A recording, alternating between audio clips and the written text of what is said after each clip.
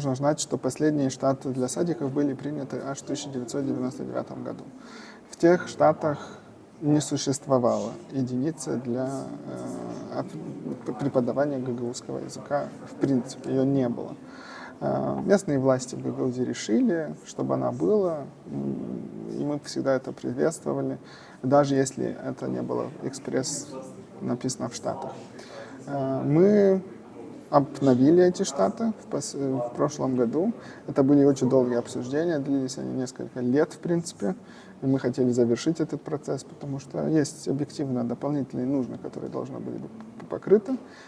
В процессе обсуждения не было предложений, не было никаких проблем в этом смысле, потому что так как эта единица не была прописана в 1999, не была прописана и сейчас.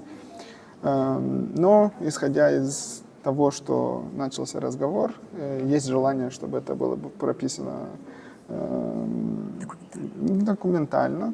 Мы открыты и изменим эти штаты, чтобы все, в принципе, успокоились и понимали, что дальше, как все происходило и дальше будет происходить, потому что мы заинтересованы в том, чтобы было больше румынского и больше гагаузского в садиках в Гагаузии, безусловно.